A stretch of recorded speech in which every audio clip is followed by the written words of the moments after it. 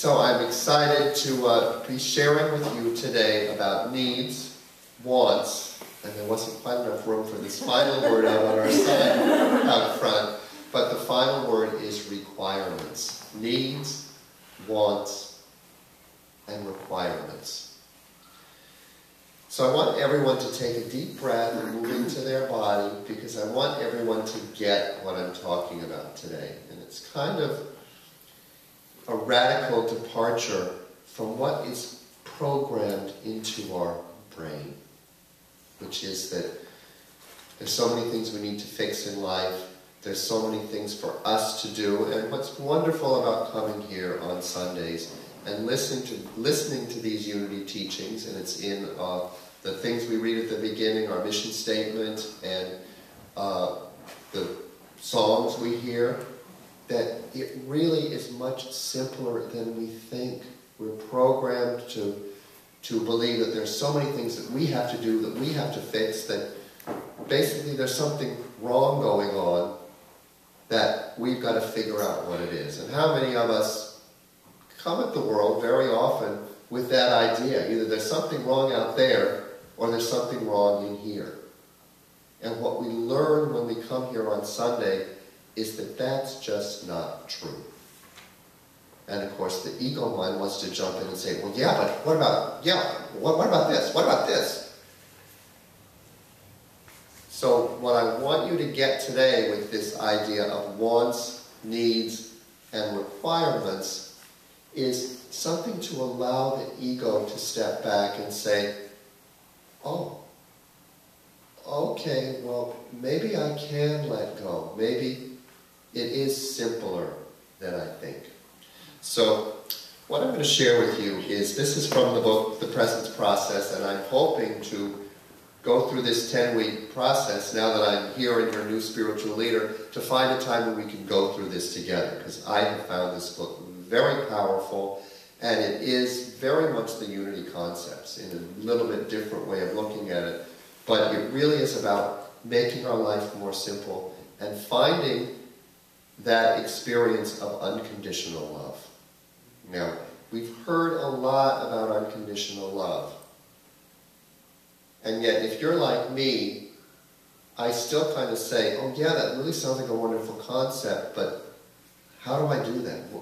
What is that? What actually is unconditional love? Because I don't know that there's that much actual experience of it that we're really being talked about out in the world. And I think that's another reason we come here on Sunday, is because this idea of spirit, what we've been talking about for a long time in many different spiritual traditions and communities, is that idea that there is this spirit, this energy, this presence that is about unconditional love. And so I hope to shed some light on that for you today. So I'm going to start by reading about, and this is from the book The Presence Process, Michael Brown's definition of wants, needs, and we'll also get to the requirements. So a need is what's absolutely necessary to continue dwelling within the human experience, like food, water, oxygen, and so on. So we talked about that a little bit a couple of weeks ago, I asked you guys, are your needs being met? Some people said, yeah, some of them, I think they are. So what this pretty much says is, as long as you're sitting here breathing, if you're listening to me, your needs are being met. We've got enough food, we've got the breath that we can breathe, we've got water, there's enough protecting us from the environment so we're not having to leave the body. So that's simple. Our needs are pretty much always met. Our wants are something very different. And what Michael Brown believes, that a want is that which we seek to make us feel better about the uncomfortable condition of our imprinting. That's kind of a lot of words. What is he talking about there? So when he talks about imprinting, a lot what this book is about looking at our unresolved emotional imprinting. That there's an energy down here that was stifled through just the process of moving into this conditional world. So we've got this idea about unconditional love, and then we move into the world where there's a lot of conditions. When we live in time and space, there's a lot of conditions. We move into the world and we're this child that's open and loving, and I think if anyone's been around children, especially very young children, they're just a bundle of love. That's all they are. They look at you with, and that's I think why one of the reasons we fall in love with our children is because they look at us with unconditional love, and we're like, oh, of course we want to love it and hold it. Part of that unconditional love that the child gives us also is absolute free expression. If they're upset, they cry. If they're happy, they giggle. How many people have just felt the delight of a child's laughter? A baby's laughter. And how many of us have felt the terror or the anxiety of a child's grief? When it's hungry or something goes on, that sound when the child cries. And that's partly why we start to put conditions on that child. As it gets old enough for us to understand, we say, you can't cry right here. You can't ask for what you want right here. And we start to put a lid on this emotional center. So all of us move into adult life with some unresolved and unexpressed emotions that many of us connect with this story about who we are. So we start to identify ourselves with the restrictions that have been put on us. That's who we are. I'm too this. I'm too sensitive. A lot of us get that. Too sensitive because I feel too much. So this lid starts to come on us, and so we develop these wants because when a feeling comes up that has been unacceptable to us, we think, oh, the way I can feel better is to, very often what our parents did to us, oh my God, they're crying, they're this, they stuck a bottle in our mouth, or they stuck us in front of the TV, they tried to give us something to keep us from feeling what we were feeling. And so we learn that very early. So many of our wants, the things we think we want, are based on an unresolved emotional energy that's going on, this vibration. So to continue the quote about wants, and I'll start it from the beginning again. A want is that which we seek to make us feel better about the uncomfortable condition of our imprinting. The intent of wanting is to diminish our awareness of the discomfort that arises from our charged emotions by sedating or controlling it.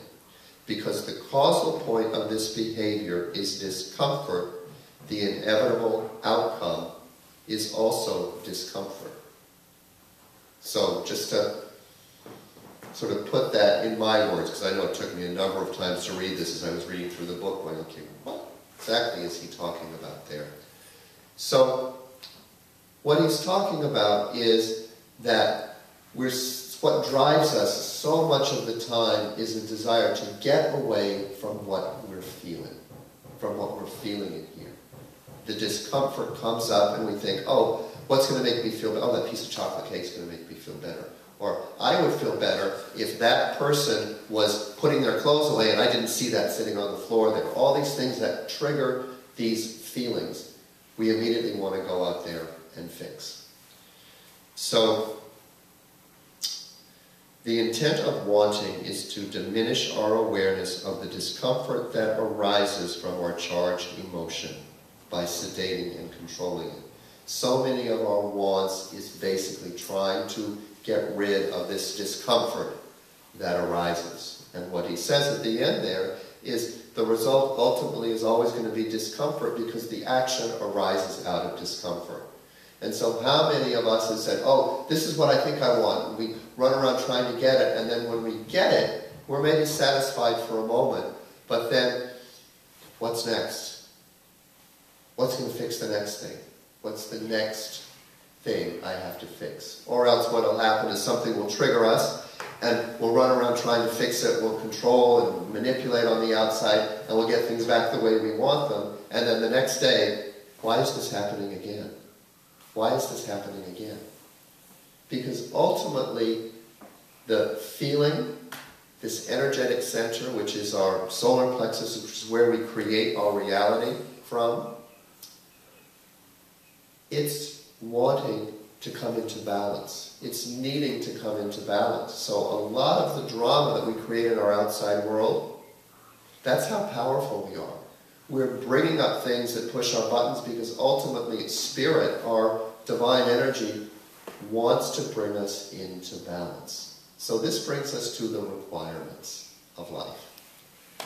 And so Michael Brown says, a requirement is identifiable in that it's what happens. Requirements are given whether we want them or not. They are all the aspects of our experience brought into play by presence and intended to facilitate personal evolution. So our requirements are basically what's happening. So to me, that keys us back into there is only one power and one presence active in our life, in myself and in my life, God, the good, omnipotent. One power, one presence, and it's always good. So when we pull away from our life and think something has to be fixed, we start to manipulate out there, we do all this stuff based on some discomfort that's coming up around what's happening, either in relationship, either in our job, whatever it is, it's because there's an unresolved emotional issue that's saying something's wrong out there and it needs to be fixed. Now from our unity principles, that's just not true. If there's only one power and one presence active in us and in our lives, God the good, omnipotent, then what's happening is a requirement. And so we need to ask ourselves, what is it ours to do? Do we need to move into it as though something's wrong, either out there or with me, and try to fix it? Or do we stop and say, what's going on here with me? What's the feeling? What is this discomfort about? What if there was nothing to fix? And this, whatever's happening is there to mirror back into me. Where am I out of balance? Where have I moved from peace? And we experienced that in the meditation this morning. You know, we can see all the craziness that goes on out in the world. We can, hear about what happened in Boston and go, oh my God, there's something we need to fix. We've got to come into harmony. We've got to bring peace in. We've got to make peace in the world. The truth is, peace is always present in the world. You remove the human beings from any situation, and there's peace there. And there's peace there. We watched the Dalai Lama this morning, which was really wonderful, because here was this guy trying to give this joke, and the Dalai Lama just didn't get it. And yet, unlike many of us, when we're in a situation where there's something going on and we don't get it, he wasn't frustrated or whatever. He just went, and when everyone else laughed, he laughed. He didn't get the joke, but he got the energy of that peace. So here's an experience of someone who, and we look at the Dalai Lama's life and we see what he went through, drama all around him, all this stuff, but he was always in that place of peace. And so that emanated out from him. So what I want you to get as you leave here today is some simple tools.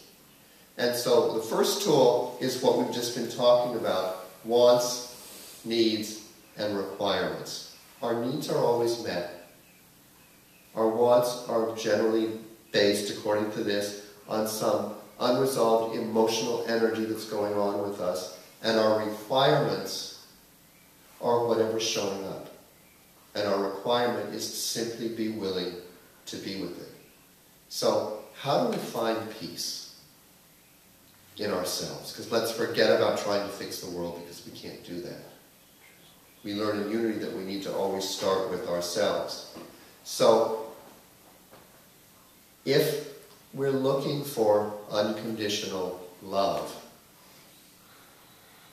And we think we can get it from out there. How many have had any luck trying to get unconditional love out there? In our relationships, in our partners?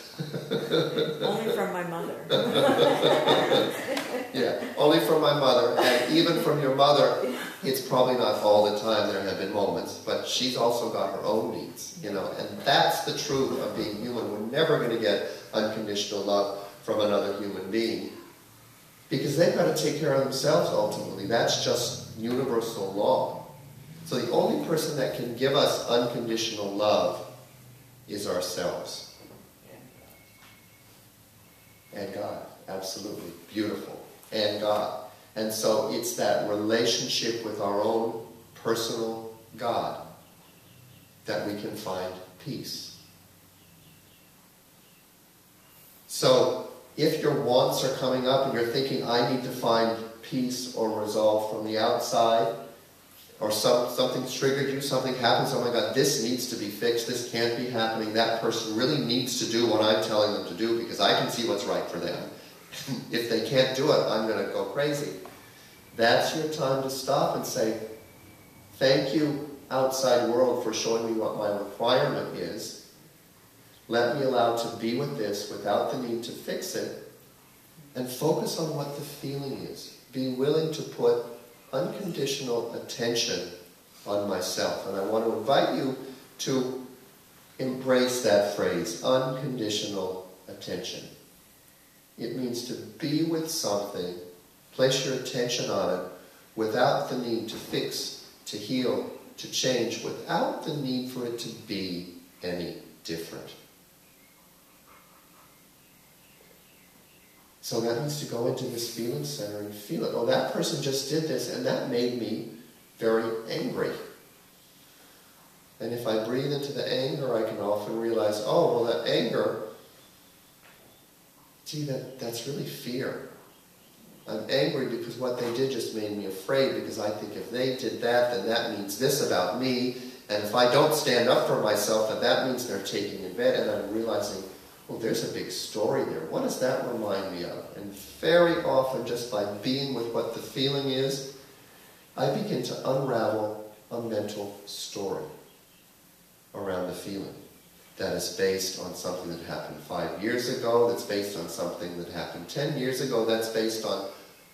And I can see it going back to that space. And ultimately, rather than going back, I realize it's going inside to that inner child, to an idea that I projected onto the world when I was unable to feel certain feelings and just release the energetic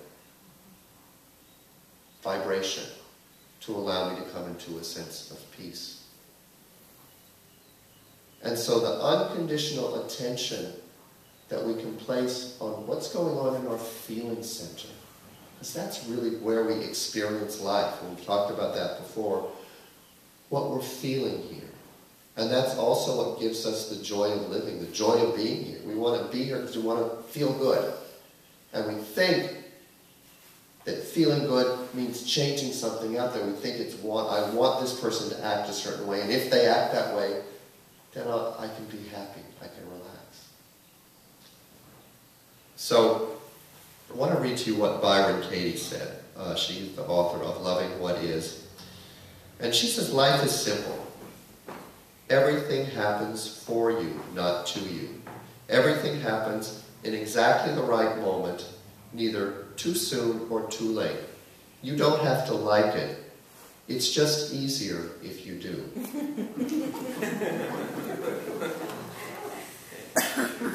Yeah.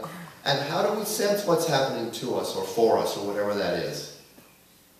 In that feeling center. So when something is happening on the outside that triggers a feeling that we decide is bad, can we put unconditional attention on it? Can we decide, maybe this feeling isn't good or bad, maybe it's just a feeling, and it's happening within me, so it's part of me.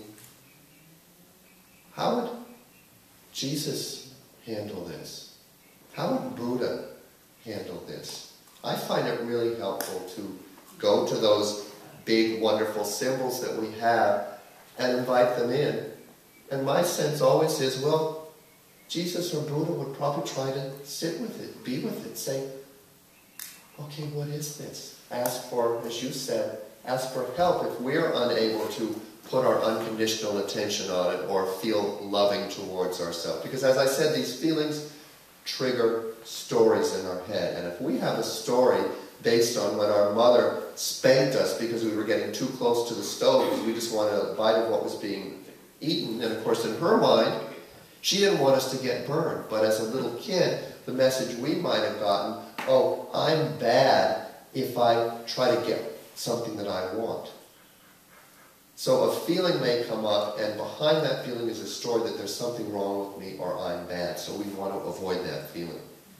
If we can give ourselves that willingness to be with it, and if we're pulling away, ask for the help of God to allow me to just be here and feel this feeling, the feeling will be revealed. And what I have found is as those deeper emotional feelings come up, just by giving myself the space to feel it and telling myself that it's okay to feel whatever's coming up, very often behind the big feelings, the anger, the rage, the grief, the terror, which for all of us, those feelings are right under the surface. If I can allow myself to go there and have the feeling, a deeper awareness comes to me with what that terror is about. And as I allow those feelings to move through me, this happened when I was in John of God. I had some very powerful releases as I was sitting in the meditation, focusing on what I had asked for him, my wants. And that's one of the things they say down there. Be aware of what you're wanting, and then as you meditate, as you're here for the many days that you're here, and they encourage you to spend a lot of time in meditation, asking for guidance, asking for help. Ask what the need is or the requirement is beyond that want. And what came up for me were these deep awarenesses of where these blocks had come from, and that it was a desire for me to take on what was not mine to take on, to figure out what was wrong with me, to figure out what I needed to fix in the outside world, all these things in my life that I was taking on myself to change. When we learn here from both Byron Katie and Michael Brown that whatever is happening in our life, and from Unity, God the Good Omnipotent, whatever's showing up in our life is good. It's there for our soul's evolvement. It's not up to us to fix this. It's up to us to be willing to be with it and look at it, not from this ego mind that wants to figure it out, but from this feeling center that just needs to feel it.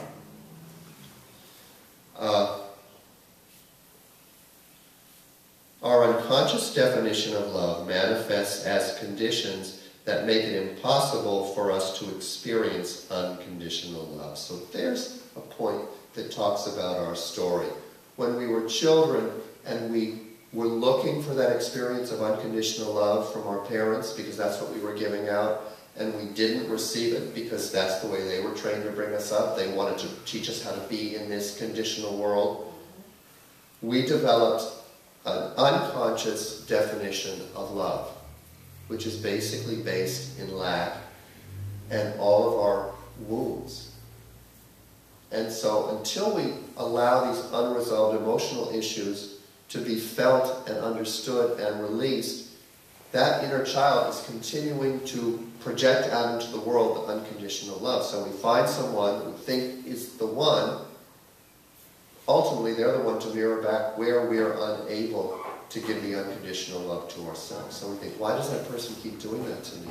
They were supposed to love me. They were supposed to do this. It's always what we're projecting out into the world. So I want to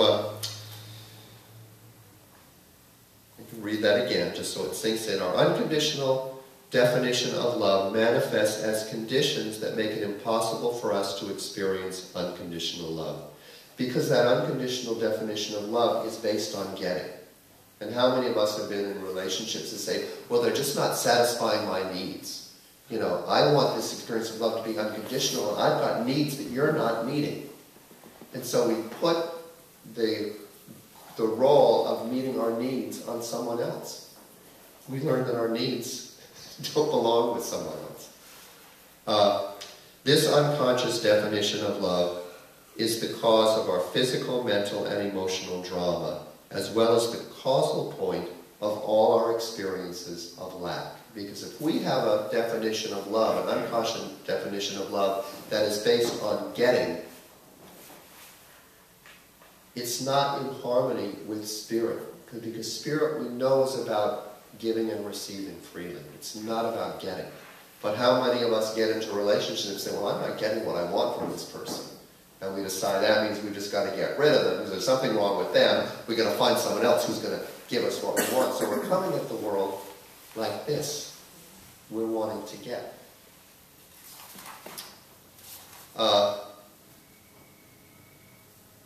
And this is because it is a want that we believe to be a need. How many of us do that? I have needs that you're not meeting. We come, want to sit down, okay, I'm a really open-hearted spiritual person, and I'm going to sit down with this new partner or this new person who's supposed to be my soulmate, and I'm going to really explain clearly what my needs are and why they're not meeting them and why they need to change to fit my needs. How many of us have done that? How many of us do that with our children, with our parents, with our people at work? We project this neediness out onto them, and somehow they've got to satisfy these needs. So it's the difference between giving and receiving and getting and wanting. Are we coming at life from the idea of giving unconditional love, first of all, to ourselves? Because until we can learn to do it and give it to ourselves, all we're going to experience is that child's unconscious definition of love, which is the neediness. As we can give it to ourselves, we can step back and allow the other person the space to be who they are, without conditions. We can give them that unconditional attention. How many of us can be with those people in our life and allow ourselves to be with them when they're going through crisis, when there's something going on, and not try to fix? Isn't that kind of what we think spirituality is? They're suffering, they're going through this. We're going to jump in and say, oh, this is what you need to do. You do this and you'll feel better. If we understand that whatever's happening in their life is their soul's requirement for growth, can we step back and allow them just to go through what they're having, what they're feeling, their crisis? I know for me, that's a tough one. I want to jump in and save and make everything better. And it's the difference between responding and reacting. How many people hear the word responsibility and it sometimes gives you a little bit like, feels heavy? Responsibility. Yeah, exactly. Because responsibility, based on that old idea of wanting and needing, is heavy. If responsibility comes from an understanding that there's only one power and one presence, God the Good, and everything that's showing up in your life is as it's required and there's nothing to do or fix, then responsibility is simply our ability to respond rather than react. Reacting is always about fixing, it's always about trying to avoid some uncomfortable feeling that's coming up in us. Responding is being able to place our unconditional attention on whatever's happening. Starting always with ourselves, right? Because that's the only really place where we can have any causal effect. Everything else is reaction. How do you react? This is Byron Katie again. How do you react when you think you need people's love? Do you become a slave for their approval? Do you live an inauthentic life because you can't bear the thought that they might disapprove of you? Do you try to figure out how they would like you to be and then try to become that, like a chameleon? In fact, you never really get their love. You turn into someone you aren't, and then you say, I love you. Oh, and then when they say, I love you, you can't believe it. Because they're loving a facade. They're loving someone who doesn't even exist. the person you're pretending to be. It's difficult to seek other people's love. It's deadly. In seeking it, what you lose is what's genuine. This is the prison we create for ourselves as we seek what we already have.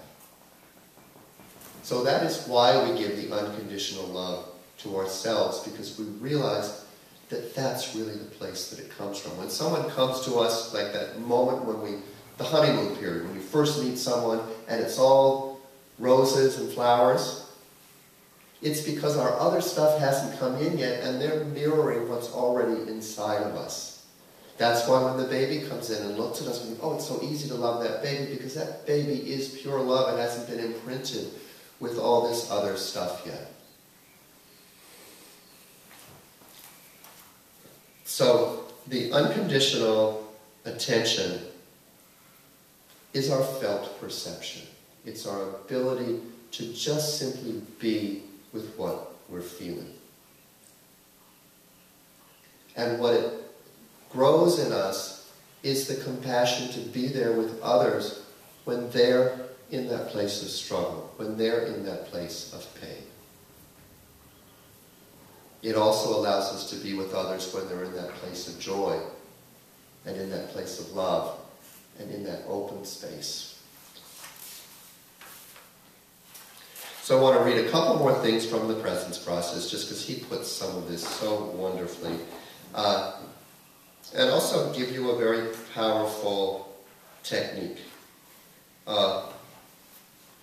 When we are driven by our unconscious definition of love, we are only interested in wants. Because of this, we manipulate everything to get what it is we assume we want. But no matter how many of the objects of our wants we require, they are never enough. Our unconscious definition of love, since it's by nature conditional, can never bring about the unconditional experience we seek. And therefore it deprives us of feeling we are enough. Only the resonance of being unconditional is able to initiate the experience of enough.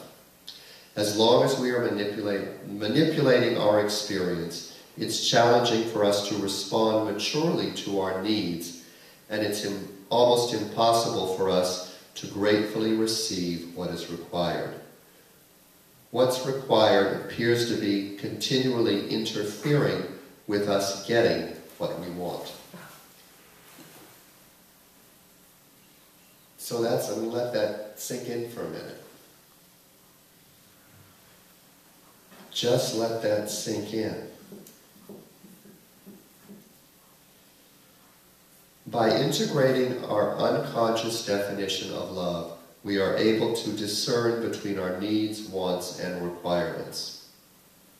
And once again, because that's a big thing, integrating our unconscious belief of what love is. Simply, to do that, we just need to place unconditional attention on ourselves, especially when we get triggered. So when we're suddenly triggered and pushed, and we feel that ego mind jumping in and thinking, oh my God, there's something to fix here. We're in that human doing thing. I've got to do something.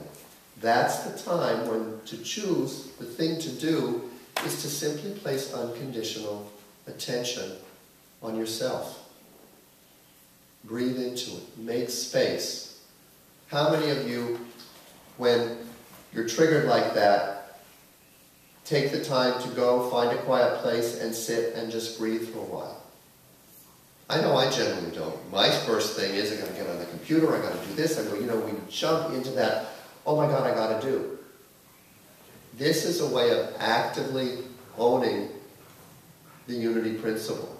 There's only one power and one presence active in my life, God the good, omnipotent. So if something shows up outside in the world that we are driven to fix, it's the devil on our shoulder. It's not the truth. And so to have the courage to not go with that instinct that we've got to fix, to stop, to breathe and say, okay, what am I feeling? What is this outside thing, which is my soul, teaching me? what is it teaching me about myself? And as we do that, we learn not to react, but to respond and to identify what's a want, what's a need, and what's a requirement. And if it's a want, then it's based on something unresolved. And what comes up for me is, well, how the heck am I going to live my life if I'm not being led by what I want? And what I've discovered through doing this, and I'm now going through it with the second time with the group, I did it on my own the first time, what I'm realizing is there is another way to live. It's in a place of peace and serenity that isn't chasing my tail, but it's when something comes up and I get triggered, it's, oh, this is bringing me back to myself. This is allowing me to take the time to go to that place where I can find the peace and serenity within, and then it's very clear what's next. And what I've seen again and again is the drama that came up that I thought I needed to fix. If I own my feeling, my energy, and go into it, the drama melts away. I see that it was really just something that was manufactured by spirit or by presence that said, there's an unresolved emotional issue in you that you need to look at and allow, just through unconditional attention, allow it to be released. And so that, for me, is very powerful. It's only when we recognize manipulation as attempting to turn what is already happening into something else. Let me read that again. It is only then, oh I see, it is only then that we recognize manipulation as attempting to turn what is already happening into something else. The intent to be with what is without condition integrates manipulative behavior by revealing the imprinted charge that drives it. So how nice would it be to stop having to manipulate your life, the other people in it, the circumstances, to not feel like there's something to be fixed, and to be able to just be in the flow and just ask, well, what's next? What's next? Based on this feeling center and what feels good, rather than reacting to and trying to run from what feels bad. So that's what we're looking at, and here's the tool that I want to share with you. And it's based on giving unconditionally is receiving. And we talked about this a couple of weeks ago. Almost everything that we want, that we think we want, that's we're triggered to move to try to get away from some uncomfortable anxiety or energy that's going on in here.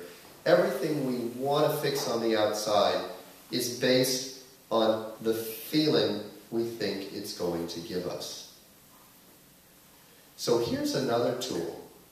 When you're feeling the need to manipulate someone, when you're feeling needy, when you're feeling that the experience of unconditional love has disappeared, take a moment to think about what it is you want and what the feeling is going to give you. And try to simply be in the feeling. Because what we're doing when we're doing that, we're giving ourselves unconditional love. Because that's ultimately the feeling we want. We think that new Cadillac that I talked about last week, I think that's going to give me the feeling of, oh, everything's okay. I'm okay. The world's okay. That okay is unconditional love. That's when Valerie talked about, well, my mom gave that to us. And I think all of us have had these moments when we've experienced unconditional love with other people. Probably a lot of them. It was our mom when we were in that place of love before we became the 2-year-old that suddenly was expressing his wants and needed to be subdued. We've had those experiences of getting that from somebody else. And it basically was those moments when we were getting unconditional attention from someone else. They were just able to be with us without needing us to be anything different than what we were, than who we were.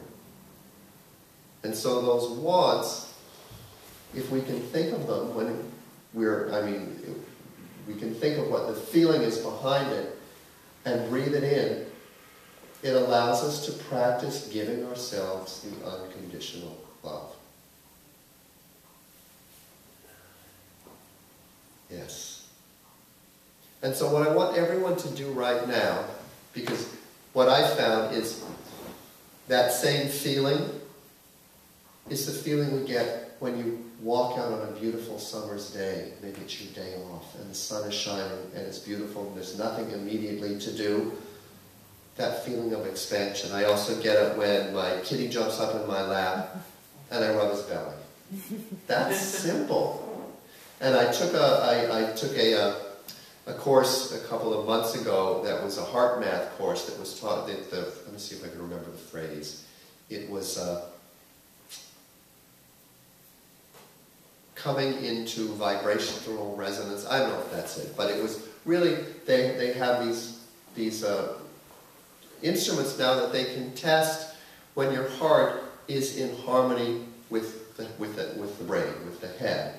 And they did a technique on me where they stick these little things on your ears to, I think it's to test the beating of your heart and other certain vibrations.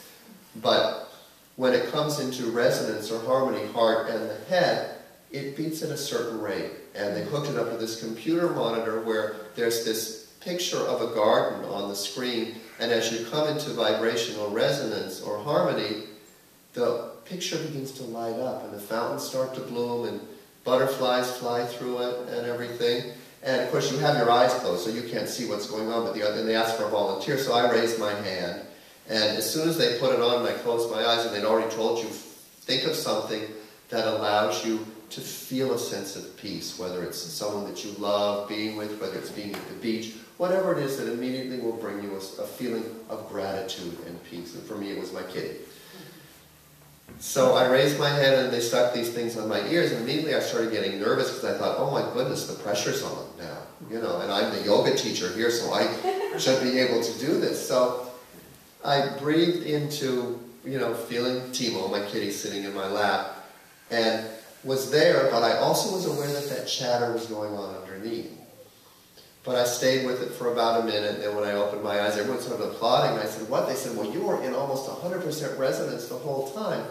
And it was really helpful for me, because even though that other chatter was going on, I was also aware that I was being with that energy of Timo, and it also gave me a real strong affirming that through all the work that I've done in the practicing, that we can be in this resonance and still be aware that there's other stuff going on. So that's partly what I want to share with you, is being willing to go into this feeling center and notice what's going on with me.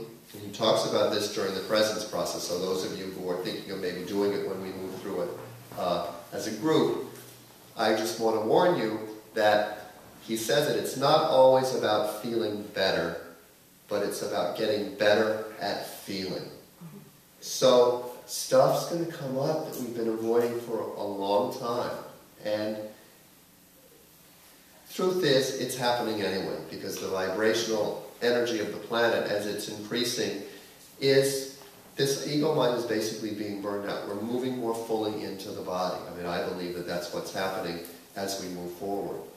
And so that means this life force energy that we feel when we feel things, when our buttons get pushed, it's all good stuff. And as we can detach it from the old story, that it doesn't mean there's anything wrong with us or there's anything wrong with the outside, it's us coming into harmony and really reclaiming that child part of us, which is creative, innocent, and joyful.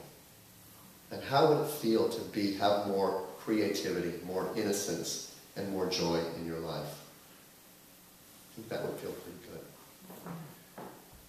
All right, so thank you so much for sticking with me through that learning, and I hope you've gotten some tools that will help you experience that unconditional attention and unconditional love and be able to give it to yourself. And I invite you to do that. If your buttons get pushed this week, say, aha, this is good.